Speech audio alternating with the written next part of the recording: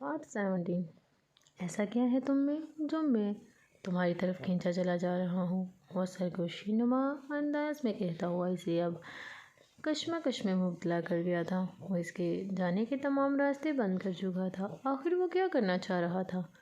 آتش کی قربت سے گھبراتے ہوئے تبیر نے آنکھیں میچ لی تھیں۔ وہ اس کی اس ادا پر اس کی پیشانی سے اپنی پیشانی ٹکرائے سے اس بات کا احساس دلا رہا تھا کہ وہ جو کچھ محسوس کر رہی ہے وہ سمجھ چکا تھا۔ ابھی کچھ ہی سیکنڈ ہوئے تھے انہیں ایک دوسرے کی دھڑکنوں کو محسوس کرتے ہوئے۔ جب آتش کا فون رنگ ہوا تو اسے جیسے کوئی خواب ٹوٹ سا گیا ہو۔ وہ قربت سے بیدار ہوتا ہوا اس سے دور ہوا تھا۔ وہ اس کی نیلی آنکھوں میں غصہ دیکھ چکی تھی۔ آتش نے موبائل جیب سے نکالا اور ایک جھٹکے سے کال اٹینڈ کر کے کان پر لگا گیا۔ میں نے منع کیا تھا نا کہ… وہ سخت لہجے سے کہتا ہوا کسی آتش فشاں پہاڑ سے کم نہ لگ رہا تھا۔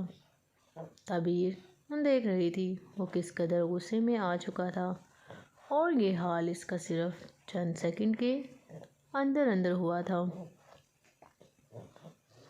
آج کے بعد ادھر کال کی تو یاد رکھنا برباد کر دوں گا۔ آج کے بعد ادھر کال کی تو یاد رکھنا برباد کر دوں گا۔ وہ آخری الفاظ کہتا ہوا تبیر کو گھورنے لگا تھا۔ شاید وہ اب ہوش میں آ چکا تھا۔ اسے یاد آ چکا تھا کہ سامنے کھڑی لڑکی اس کی بات سے کس طرح سے انکار کر گئی تھی۔ وہ موبائل واپس کوٹ کے پاکٹ میں رکھتا ہوا اس کی طرف متوجہ ہوا۔ مجھے جانا چاہیے۔ وہ اسے دوبارہ سے اپنی طرف بڑھتا دیکھ کر گھبرائی تھی جس پر وہ اس کا راستہ روک کر کھڑا ہو گیا تھا۔ روکا کس نے ہے؟ جاؤ۔ وہ آئی برو اچکائے گھورنے لگا جس پر تبیر سوالیہ نظروں سے اسے دیکھنے لگی۔ ایک تو وہ اس کا راستہ روک کے کھڑا تھا، اوپر سے خود ہی کہہ رہا تھا لیکن میری ایک شرط ہے۔ کیسی شرط؟ میری ایک شرط ہے۔ کیسی شرط تبیر علی؟ کیا تم واقعی اتنی ہی معصوم ہو جتنی کہ دکھائی دیتی ہو یا پھر تمہارے کئی چہرے ہیں؟ وہ تیزیہ انداز میں کہتا ہوا اس کو دیوار سے لگائے خود ایک ہاتھ دیوار پر ٹکا گیا۔ کیا مطلب ہے آپ کی بات کا؟ آپ کہنا کیا چاہتے ہیں؟ کیونکہ بار بار میرے راستے میں آتے ہیں آپ کا مسئلہ کیا ہے؟ بار بار میرے راستے میں آتے ہیں آپ کا مسئلہ کیا ہے؟ تبیر بیزار انداز میں کہتی چلی جا رہی تھی۔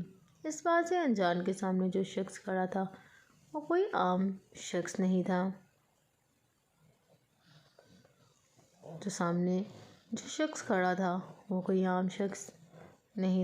اس نے زوردار ہاتھ دیوار پر مارا تھا۔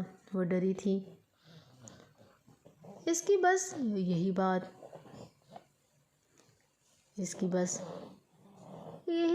بات اب تک سمجھ نہیں آیا میرا مسئلہ کیا ہے؟ مزید گھورا اسے تمہیں اب تک سمجھ نہیں آیا میرا مسئلہ کیا ہے؟ تم ہو میرا مسئلہ۔ ہو کون تم؟ کس بات کی اکڑ ہے تم میں؟ ہاں۔ اس دفعہ وہ مسلسل بولا جا رہا تھا۔ تبیر کو اس کے الفاظ سمجھنے میں دقت ہو رہی تھی۔ بات سنو تبیر علی، اگر تم چاہتی ہو کہ میں آئندہ تمہارا راستہ نہ روکوں تو تم آج اس ہی وقت حاشر خانزادہ کی دی ہوئی آفر اس کے منہ پر مارو اور ریجیکٹ کر دو اس کی آفر کو۔ کوئی آئی سویئر تمہیں اتنی رقم دوں گا کہ تم ساری زندگی گھر بیٹھ کر گزارا کر سکتی ہو۔ آتش کی بات پر تبیر کے چہرے پر سخت تاثرات نمایاں ہونے لگے۔ وہ سمجھ گئی تھی وہ ایک بار پھر اسے اپنے مقصد کے لیے اس بات پر قائل کرنا چاہ رہا ہے۔ اگر تم نے اب دوبارہ میری بات سے انکار کیا تو جان لو بہت برا کروں گا تمہارے ساتھ، بہت بہت برا۔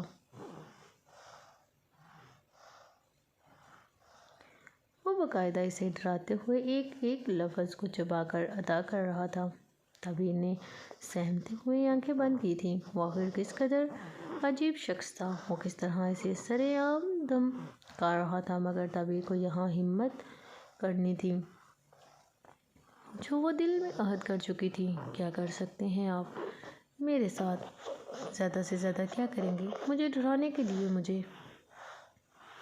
زیادہ سے زیادہ کیا کریں گے مجھے ڈرانے کے لیے؟ مجھے جاب سے نکال دیں گے تو ٹھیک ہے، میں خود ہی یہ جاب چھوڑ دوں گی، لیکن مسٹر آتش درانی، میں آپ کی یہ پیشکش کبھی قبول نہیں کروں گی۔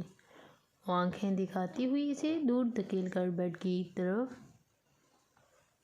بڑھی۔ اس نے ہاتھ بڑھا کر اپنا بیگ اٹھانا چاہا، مگر آتش اپنے مضبوط قدموں سے اس کی طرف بڑھا اور اس ہی وقت اس معصوم سی لڑکی کی نازک سی کلائی کو اپنی مضبوط گرفت میں قید کر کے اپنی طرف کھینچا۔ وہ اس کے سینے سے اچانک ٹکرائی تھی۔ یقیناً آتش درانی کو اس کا یوں خود کو دور دھکیلنا سخت ناگوار گزرا تھا۔ وہ اپنی نیلی آنکھوں میں آگ لیے اسے گھور رہا تھا۔ چھوڑیں مجھے، حد میں رہو اپنی تبیر علی۔ میں کچھ کہہ نہیں رہا تو اس کا ہرگز یہ مطلب نہیں کہ تم اپنی منمانی کرو گی۔ شاید تم جانتی نہیں ہو اس وقت تمہارے سامنے کون کھڑا ہے۔ آتش درانی، جو تمہارے ساتھ کبھی بھی کچھ بھی کر سکتا ہے۔ وہ بہت مزاحمت کر رہی تھی، مگر مجال ہے جو اس نے سنگ دل شخص کی مضبوط گرفت ذرا سی بھی ڈھیلی پڑی ہو۔ آپ کو مجھے چھوڑنے کا کوئی حق نہیں، چھونے کا کوئی حق نہیں، اور نہ ہی میں آپ کی غلام ہوں جو آپ کی بات مانوں گی۔ وہ بڑی مشکل سے یہ الفاظ ادا کر سکی تھی۔ آتش اب بھی اسے ویسے ہی انداز میں گھور رہا تھا۔ آپ آتش درانی ہوں گے تو آپ آتش درانی ہیں تو اس کا ہرگز یہ مطلب نہیں کہ آپ کسی بھی شخص کو زبردستی اپنی بات منوانے پر آمادہ کریں گے اور نہ ماننے پر اسے دھمکیاں دیا کریں گے۔ میں آپ کی کوئی بات نہیں مانوں گی۔ بہتر ہوگا آپ اپنا راستہ بدل لیں اور آئندہ میرے راستے میں آنے کی، مجھے چھونے کی کوشش بھی مت کریے گا۔ وہ باقاعدہ اس کا ہاتھ غصے سے جھٹکتی ہوئی تلخ کلامی کر گئی تھی جو سامنے کھڑے شخص پر پہاڑ بن کر ٹوٹی تھی۔ وہ بے یقینی سے اسے دیکھ رہا تھا۔ آخر وہ اسے سمجھ کیوں نہیں پا رہی تھی؟ وہ اسے مجبور کر رہی تھی پہلے جیسا بننے پر، مگر وہ بھی آتش درانی، وہ اپنی بات منوانے کے لیے کچھ بھی کر سکتا تھا۔ تبیر نے اپنا بیگ لیا اور کمرے سے باہر نکلنے لگی جب پیچھے سے آتی آواز پر اس کے قدم رکے۔ بہت بڑی غلطی کر رہی ہو تم۔ اگر واقعی غلط ہے تو ایسا ہی صحیح۔ میں پہلے بھی کہہ چکی ہوں کہ میں آپ کی غلام نہیں ہوں۔ اپنا حکم مجھ پر تب ہی چلائیے گا جب میں آپ کی غلامی کے لیے رضامند ہو جاؤں۔ وہ اسپاٹ لہجے میں کہتی ہوئی جانے لگی، مگر رکی۔ ایک اور بات پر کسی عورت ذات کو ڈرانا دھمکانا تو کسی مرد کا کام بالکل بھی نہیں۔ تو میں کیا سمجھوں؟ کیا آپ صرف مجھے دھمکیاں ہی دے رہے ہیں؟ دھمکیاں ہی دے سکتے ہیں، ایک نامرد کی طرح۔ وہ اس کی آنکھوں میں آنکھیں ڈال کر اس کا مزید مذاق کر گئی تھی۔ خون کھلا گئی تھی۔ وہ قدم بڑھاتی ہوئی آگے بڑھ چکی تھی، مگر پیچھے کھڑا شخص مٹھیاں بھینچے اسے جاتے دیکھ رہا تھا۔ تم جانتی نہیں ہو تم نے آتش درانی کی مردانگی کو للکارا ہے۔ تم نے مجھے چیلنج کیا ہے تبیر علی۔ میں آتش درانی قسم کھاتا ہوں کہ اب جب تک تمہیں اپنے تابع نہ کر لوں میں چین سے نہیں بیٹھوں گا۔ بہت جلد تم میری چوکھٹ پر ایک غلامی کی حیثیت سے پڑی ہوگی۔ آتش درانی کا چہرہ سرخ ہو چکا تھا، اس کی نیلی آنکھوں میں خون اترنے لگا تھا، وہ غصے سے پاگل ہوا جا رہا تھا۔ وہ کون تھا، کیا تھا، یہ تو سب جانتے تھے، مگر آج پہلی بار ایک لڑکی اس کی مردانگی پر سوال کر گئی تھی۔ وہ اسے اپنے طریقے سے سبق سکھانے کا ارادہ کر چکا تھا۔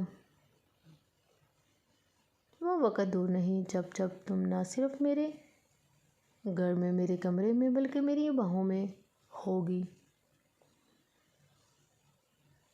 آج پہلی بار وہ کسی کو خود سے اپنے قریب کرنے کا فیصلہ کر چکا تھا۔ میں یہ ثابت کر دوں گا کہ تم بھی ان عام لڑکیوں جیسی ہی ہو۔ اس کی آنکھیں، اس کا دل اس کے ان الفاظ کا ساتھ دینے سے قاصر تھے، کیونکہ وہ اس کے دل کو دھڑکا گئی تھی، مگر وہ اپنے جذباتوں کو قابو کرنا اچھے سے جانتا تھا۔ جذباتوں کو قابو کرنا اچھے سے جانتا تھا۔ شام کا وقت تھا جب وہ اپنا سر پکڑے اپنے کمرے میں قیدیوں کی طرح بیٹھا ہوا تھا۔ نہ اس نے کچھ کھایا تھا، نہ ہی کمرے سے باہر نکلا تھا۔ افتخار صاحب نے بھی اسے مصروف سمجھ کر کچھ نہیں کہا تھا، مگر وہ موبائل لیے بیٹھا بے یقینی سے کبھی اسکرین تو کبھی اس کتاب کو دیکھ رہا تھا۔ کیا مطلب ہے اس بات کا؟ کیا یہ کتاب تب دی جاتی ہے جب کسی کو کسی سے محبت ہوتی ہے؟ شاویز گہری سوچوں میں تھا۔ اس کی آنکھوں کے سامنے حریم کا چہرہ گردش کر رہا تھا۔ اس نے مجھے یہ ایک بک واپس کیوں دی؟ صرف اس لیے کہ میں اس کا مطلب نہیں جانتا تھا، یا پھر اس لیے مجھے اس سے محبت نہیں؟ شاویز نے اس بک کو کھول کر پہلا صفحہ پڑھا تو جیسے جیسے پڑھتا جا رہا تھا اس کے دل میں ایک الگ ہی احساس پیدا ہو رہا تھا، جیسے وہ کچھ محسوس کر رہا ہو، کوئی ایسا احساس جو اس کے دل میں آسمانوں پر اڑانے کی تمنا جگا رہا ہو۔ تو کیا وہ صرف اس لیے روئی تھی کہ کوئی اس سے دوستی نہیں کرتا، یا وہ میرے لیے روئی تھی کہ میں نے اسے واقعی دکھ پہنچایا تھا؟ کیا یہ صرف دوستی میں ہوتا ہے، یا صرف اسے مجھ سے پیار ہے؟ وہ انتہائی نرمی سے خود کلامی کر رہا تھا جب اس کی نظر ایک لائن پر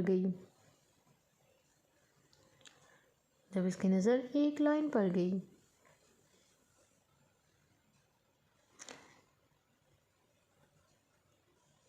وہ سوچنے لگا تھا کہ واقعی وہ کچھ بھی نہیں تھا۔ اگر حریم اس سے صرف دوستی بھی رکھنا چاہتی تھی تو نہ تو وہ کوئی امیر زادہ تھا، نہ ہی وہ حسین تھا، نہ اس نے اسٹائلش تھا، نہ وہ مہنگے کپڑے پہنتا تھا، وہ ایک عام سا لڑکا تھا۔ تو کیا حریم واقعی بنا کسی غرض کے اس سے دوستی رکھنا چاہتی تھی؟ وہ ایک ٹھنڈی سانس فضا کی نظر کر کے کتاب بند کر گیا۔ اس نے سوچ لیا تھا پہلے وہ یہ کتاب پوری پڑھے گا، اور جب تک وہ پوشیدہ حقیقت نہ جان لے وہ حریم کی طرف قدم نہیں بڑھائے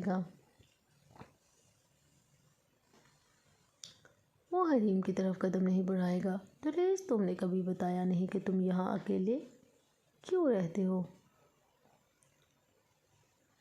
وہ دونوں اس وقت ایک گھنے درخت کی چھاؤں میں بیٹھے ہوئے باتیں کر رہے تھے، جب باتوں باتوں میں آئزل نے دریز سے سوال کیا تو وہ یکدم خاموش سا ہو گیا۔ دریز،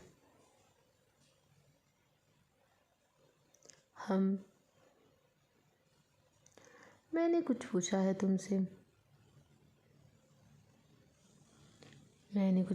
تم سے۔ آئزل نے نرمی سے کہا تھا۔ اسے محسوس ہوا تھا جیسے ایک پل کے لیے دریز اسے اداس ہوا تھا۔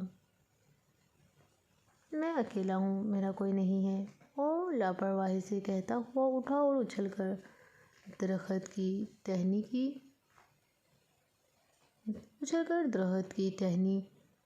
کو پکڑتا ہوا ایکسرسائز کرنے لگا۔ یقیناً وہ بات کو یہیں پر ختم کر دینا چاہتا تھا۔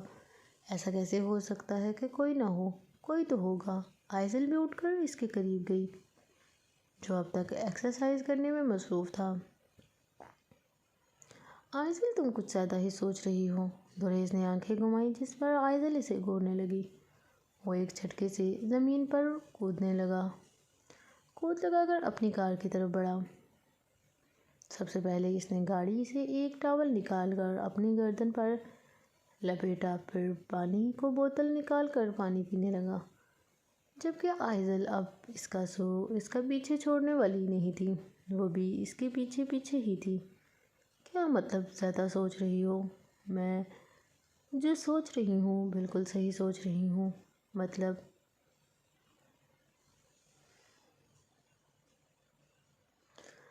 جیسے تم دیکھتے ہو ویسے ہو نہیں۔ دو وہ جانچتی نظروں سے اسے دیکھتے ہوئے کہنے لگی۔ جس بار دوریز نے آئی برو کا زاویہ بنایا۔ اچھا، یعنی پھر سے ایک نیا نک نیم دینے کا وقت آ گیا ہے۔ کہہ دو گنڈا ہوں، میں ڈاکو ہوں، چور چکا ہوں، مسجد سے چپلیں چراتا ہوں۔ دوریز نے آنکھیں گھمائی اور ڈرائیونگ سیٹ پر آ بیٹھا، جبکہ آئزل اس کی مخالف سیٹ پر آ بیٹھ گئی تھی۔ میں نے ایسا کب کہا؟ مطلب تو یہی تھا۔ نا تمہارے کہنے کا۔ دوریز نے اس ٹاول کو اپنی گردن سے نکال کر اچھال کر پیچھے والی سیٹ پر پھینکا۔ اب وہ گاڑی چلانے کے لیے تیار تھا، مگر آئزل نے اس کا ہاتھ روکا تو وہ اسے سوالیہ نظروں سے دیکھنے لگا۔ وہ ڈائمنڈز، کیا وہ واقعی اصلی تھے؟ آئزل نے آنکھیں چھوٹی کرتے ہوئے کہا،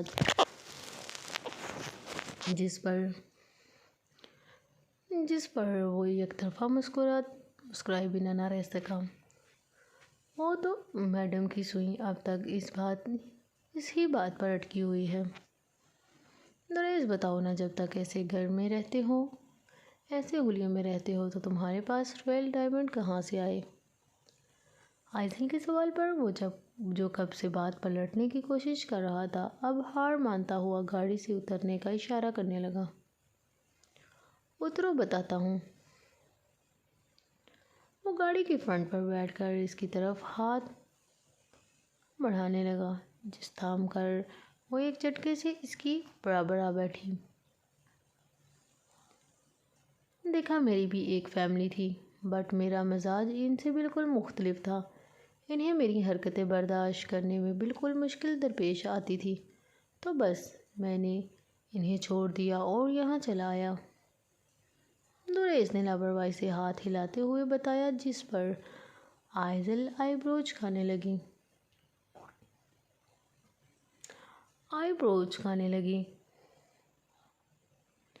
وہ ڈائمنڈ، اس کی بات پر ایک بار پھر سے وہ کالی آنکھوں والا شہزادہ یک طرفہ مسکرانے لگا۔ ہاں میڈم، وہ ڈائمنڈ بالکل اصلی ہے اور وہ میرے اپنے ہیں۔ تو تم کوئی کام وغیرہ نہیں کرتے؟ تمہاری فیملی تمہیں سپورٹ تو کرتی ہوگی؟ کام وغیرہ کچھ بھی نہیں، بس جب تک دادا جی کی دی ہوئی دولت میرے پاس ہے، تب تک گرینڈ فادر کے کیش پر عیش۔ وہ کک مارتا ہوا اس کے مسکرانے پر مجبور کر گیا۔ تو تم ایسے گھر میں کیوں رہے ہو؟ میرا مطلب بتایا تو ہے تمہیں کہ میرا مزاج ان سب سے مختلف تھا۔ آئزل نے اس بات میں سر ہلایا۔ میں بچپن ہی سے ایسا ہوں، مطلب مجھے پسند ہے ایسے پھٹیچر حلیے میں رہنا، کار کی بونٹ پر بیٹھ کر کھانا کھانا، الٹے سیدھے کپڑے پہننا، عجیب و غریب جگہوں پر رہنا۔ بس یہی وجہ ہے جو انہیں چھوڑ آیا۔ آئزل کی نظر اس کے ہاتھ پر گئی تھی، جہاں ایک ہتھیلی پر رومال باندھا ہوا تھا، جبکہ دوسرے ہاتھ کی پنجوں والی انگلیوں پر ٹیپ لگا ہوا تھا۔ انہیں میرے ساتھ رہنا، کھانا پینا، اٹھنا بیٹھنا اور ان سب سے انہیں شرم محسوس ہوتی تھی۔ مطلب ان کا سٹینڈرڈ ہائی ہے، ان کا اٹھنا بیٹھنا اپنے جیسے لوگوں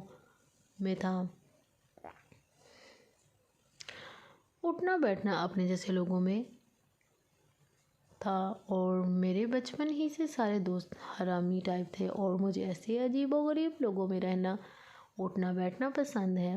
دوریز کی بات سن کر اسے واقعی اس بات پر یقین ہو چکا تھا کہ دوریز سب سے الگ ہے، شاید اس جیسا کوئی بھی کہیں بھی نہیں ہو سکتا۔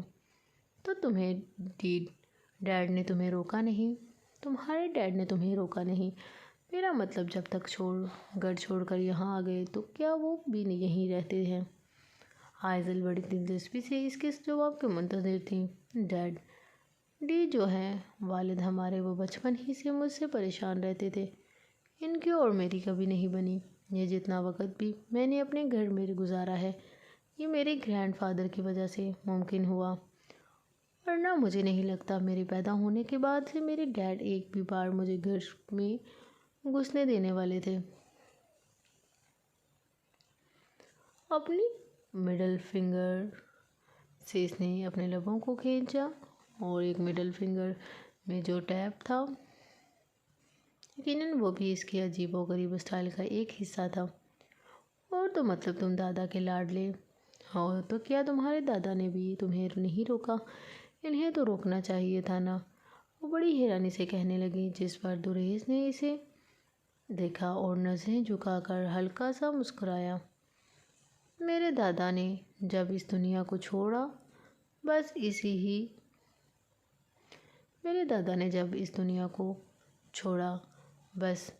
اسی ہی کی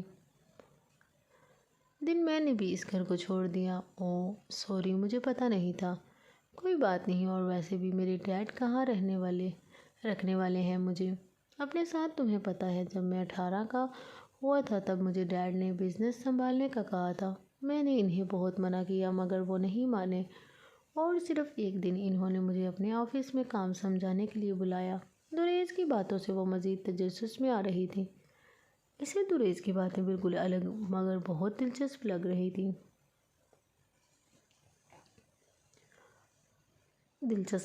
تھیں۔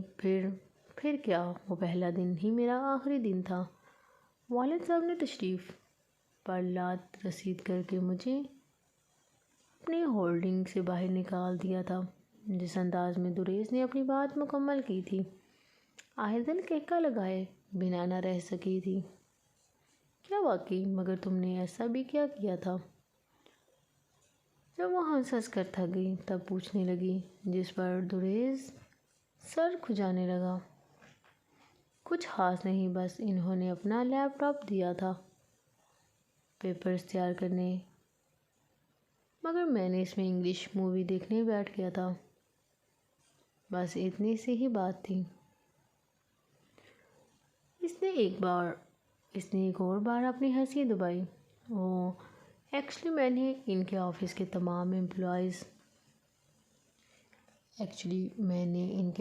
تمام امپلائیز کا ایک گروپ ہے جہاں شاید کام کے حوالے سے کوئی چیٹ ویٹ کی جاتی ہوگی۔ مجھے اس مووی کا دوسرا پارٹ نہیں مل رہا تھا تو میں نے ان کے امپلائیز کے گروپ میں اس مووی کا لنک شیئر کر دیا، اور کہاں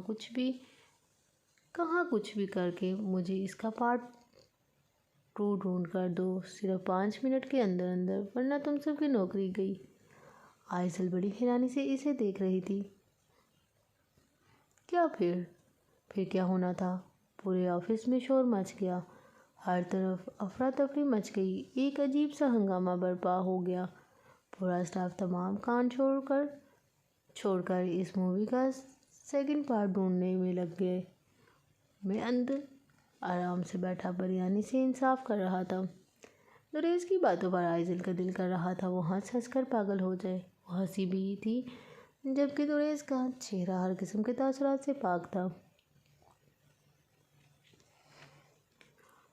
تو اس لیے تمہیں تمہارے ڈیڈ نے آفس سے بے دخل کر دیا؟ ویسے پھر پارٹ 2 کا کیا ملا؟ وہ اس نے بڑی دلچسپی سے اپنے بکھرے بالوں کو کان کے پیچھے کرتے ہوئے سوال کیا، جبکہ دریس کی نظر اس کی گردن کے نازک سی بے داغ اسکن پر تھی۔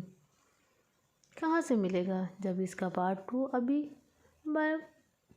ریلیز ہی نہیں ہوا تھا؟ اور انہوں نے صرف تشریف پر گستاخی کر کے مجھے نہ صرف آفس سے باہر نکالا بلکہ پورے اسٹاف کے سامنے سیکیورٹی سے کہا کہ اگر یہ بندہ یہاں آس پاس بھی نظر آیا تو اسے پکڑ کر تھانے میں ڈلوا دینا۔ وہ اپنی بات مکمل کر رہا تھا مگر اب تک اس کی نظر کہیں اور ہی تھی۔ اس بات سے بے خبر وہ سامنے بیٹھی لڑکی مسلسل ہنسی جا رہی تھی۔ ویسے ماننا پڑے گا تم واقعی بہت کمال ہو، اور مجھے اپنے جیسے عجیب و غریب لوگ بہت پسند ہیں، جیسے تم۔ آئزل نے بے دھیانی میں اس کا بازو پکڑا تھا۔ وہ اس کے ساتھ لگی ان تک ہنسنے میں مصروف تھی جب جبکہ دریز اس کی قربت سے بیٹھا تھا، وہ الگ ہی نظروں سے اسے دیکھے جا رہا تھا۔ جو وہ محسوس کر رہا تھا، کیا واقعی اسے اس بات کا اظہار کر دینا چاہیے تھا؟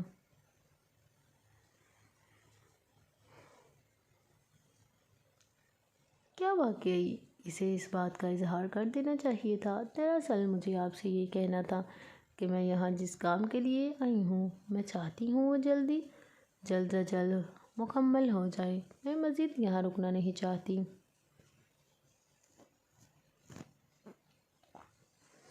آج حاشر خان زادہ نے انہیں ڈنر پر انوائٹ کیا تھا کیونکہ آج اس کا پاؤں بالکل ٹھیک ہو چکا تھا۔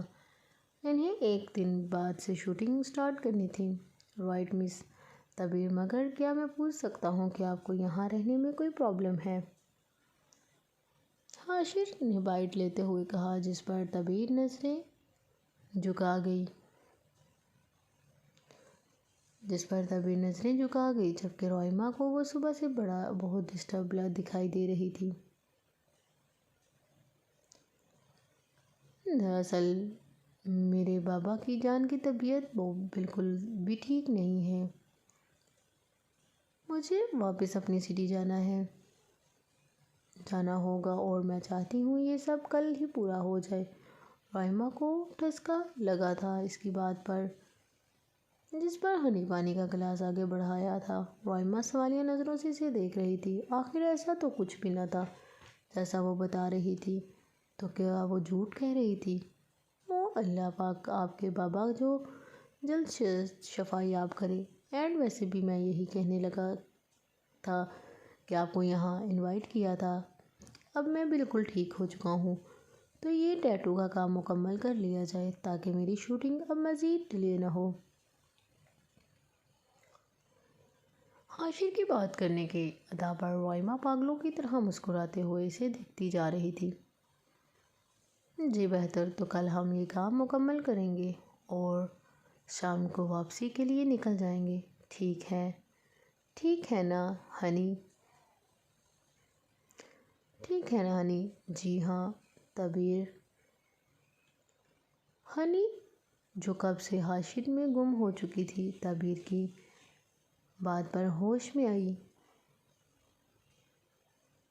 ان لوگوں نے ڈنر کیا اور واپس سامنے والے اپارٹمنٹ پر آ گئیں۔ تمہارا دماغ تو خراب نہیں ہے؟ اتنا بڑا اسٹار جیسے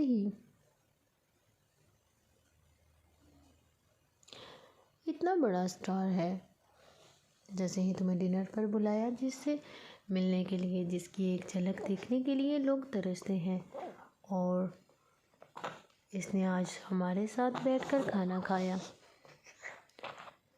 تم اس کے سامنے اپنا حکم سنا رہی تھی، وہ بہت جھوٹ کی بنیاد پر، وہ بھی جھوٹ کی بنیاد پر۔ وہ جیسے ہی کمرے میں آئی، روئیما اس کے سر پر سوار اسے باتیں سنانے لگی۔ طبیر خاموشی سے اپنی جگہ پر بیٹھی جبکہ روئیما اب اس کے سامنے آ بیٹھی تھی۔ بتاؤ تم نے جھوٹ کیوں کہا؟ میں نے کب جھوٹ کہا؟ کیا بابا کی طبیعت اکثر خراب نہیں رہتی؟ طبیر نے نظریں چرائیں، جس پر روئیما مزید اس کے قریب آئی۔ بس کر دو طبیر، ابھی تو خراب نہیں تھی نا، اور ویسے بھی تمہیں بہت شوق ہے ہر گولڈن چانس کو گنوانے کا۔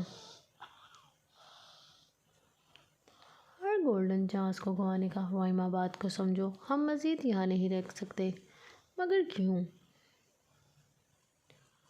روئیما نے بچارگی والا منہ بنایا، جس پر طبیر نے اسے سب سچ بتانے کا فیصلہ کیا۔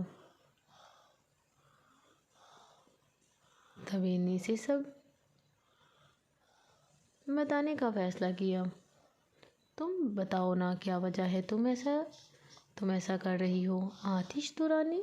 طبیر کے منہ سے آتش کا نام سن کر وہ شاکڈ ہوئی اور مزید اس کے قریب آئی۔ مطلب آتش تو رانی وہ کیسے؟ روئیما کی حیرانی کو نظر انداز کرتے ہوئے طبیر نے اسے آج دوپہر کا سارا واقعہ بتایا تھا، جسے سن کر اس کے پیروں تلے زمین نکل گئی تھی۔ طبیر تم ہوش میں تو ہو؟ بھلا وہ بازیگر تم سے کیوں دشمنی کرے گا؟ وہ کہاں تم کہاں، وہ بھلا ہم جیسے چھوٹے لوگوں سے کیوں الجھنا چاہے گا؟ یہی تو میں سمجھ نہیں پا رہی۔ اگر اسے سر حاشیے سے کوئی مسئلہ ہے تو جا کے انہیں کہیں میرا کیوں جینا حرام کر رہا ہے؟ وہ سر پھرا انسان طبیعت کی بات پر وائمہ سے آنکھیں دکھانے لگی۔ بات سنو بی بی، تم جانتی ہو تم کس کے بارے میں بات کر رہی ہو؟ جانتی ہوں، ایک سر پھرے سے بدمعاش بگڑے ہوئے سٹار آتش ترانی کے بارے میں بات کر رہی ہوں میں، جو ہر ایک کے ساتھ الجھتا ہے، پبلک پلیس پر لوگوں کو مارتا پیٹتا ہے اور اب عورتوں کی ذات سے مقابلہ کرنے کی کوشش کر رہا ہے۔ طبیب نے ایک ایک لفظ کو چبا کر ادا کیا، جس پر وائمہ بے یقینی سے اسے گھورنے لگی۔ بات سن سینیوریٹا مانا، وہ غصے کا تیز ہے اور پبلک پر سرِ عام لوگوں سے اپنا بدلہ لے لیتا ہے، لیکن اس کا ہرگز مطلب یہ نہیں کہ وہ برا ہے، اور ان لوگوں نے لاکھ درجے بہتر ہے جو لوگ اس پر پیچھے سے وار کرتے ہیں۔ مانا کہ وائمہ کے لیے ایک ایکٹر کے ساتھ بیٹھ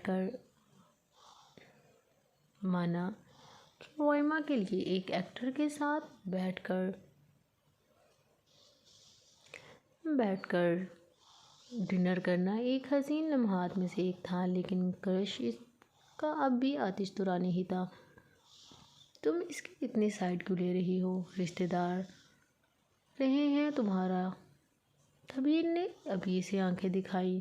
جو بھی ہو، لیکن آتش ترانی کا لیول بہت اونچا ہے، اس ہی لیے اس تک پہنچنے کے لیے دوسرے چھوٹے موٹے ایکٹرز اس کا نام خراب کرنے کے لیے یہ سب سازش کرتے ہیں، مگر افسوس ان کی تمام چالیں ہمیشہ ناکام ہو جاتی ہیں اور ہمارے آتش ترانی کی عزت میں اور اس کے چاہنے والوں میں مزید اضافہ ہو جاتا ہے۔ وائمہ نے اسے جتلانے والے انداز میں کہا، تم جو بھی کہہ دو مگر میری نظر میں اس شخص کی رائے کو تبدیل نہیں کر سکتی۔ طبیب نے بھی سختی سے کہا اور کمفرٹر اوڑھ کر سو گئی تھی۔ پھر جس گدھے انسان نے بھی تمہارے ذہن میں ہمارے بازیگر اے ڈی کے لیے ایسی رائے قائم کی ہے، اس کے منہ پر لعنت! وہ غصے سے کہتی ہوئی صوفے پر چلی گئی، جبکہ طبیب کمفرٹر کے اندر اندر ہی شرم سے پانی ہو گئی، کیونکہ جیسے وہ گدھا کہہ کر مخاطب کر گئی تھی، وہ اس بات پر سے انجان تھی کہ اس وقت وہ اس ہی گدھے کے اپارٹمنٹ پر موجود ہے۔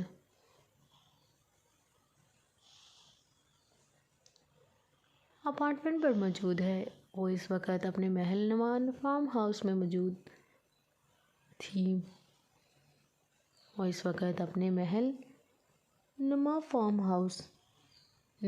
تھی۔ تالاب نما سوئمنگ پول میں سوئمنگ کرنے میں مصروف تھا۔ وہ آج کے واقعے کو لے کر اب تک غصے میں تھا۔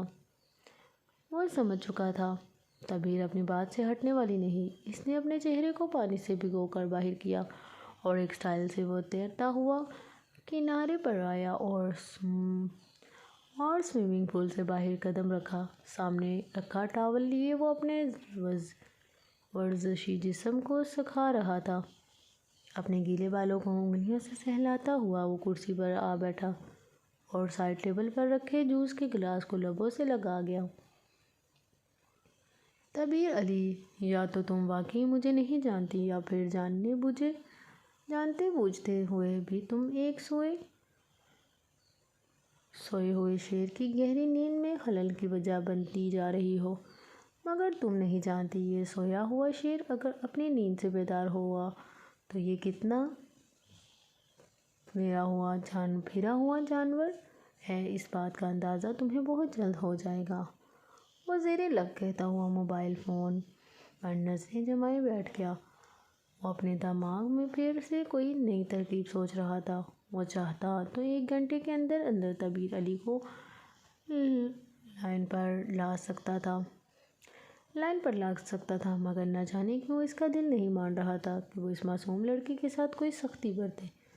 बस यही वजह थी जो वो इतना बेचैन था, वरना वो उन लोगों में से था जो घर बैठे कॉल पर तमाम मामलात हल करवा सकते थे। कुछ देर वो यूं ही बैठा हुआ मोबाइल में इसकी पिक्चर देखता रहा, जो इस दिन इसके रूम में लगे कैमरे की रिकॉर्डिंग में सेव हो चुकी थी। फिर इसके दिमाग में कुछ सूझा, कुछ ऐसा जिससे इसके लबों पर अजीब सी मुस्कुराहट नमूदार हुई। इसने जल्दी से बाजिल के नंबर डायल किया। मुझे इस लड़की की एक एक पल की खबर चाहिए। कब, किस वक़्त, किस तरह, किसके साथ, वो कहाँ कहाँ जा रही है, क्या कर रही है, सब कुछ जानना है मुझे। अपनी बात मुकम्मल करके वो फ़ोन बंद कर चुका था, मगर अब इसकी नीली आंखों में खून की बजाय चमक दिखाई दे रही थी। यकीनन एक बार फिर वो इससे मिलने का इरादा रखता था। नेक्स्ट पार्ट जाने हैं। प्लीज़ आपको मेरा चैनल पसंद आया हो तो मेरे चैनल को सब्सक्राइब करें, और मेरा नावल पसंद आया हो तो प्लीज़ कमेंट में ज़रूर बताइएगा और बेल को प्रेस करिएगा ताकि मेरी आने वाली वीडियो आप तक पहुंच सके। ओके, अल्लाह हाफिज़।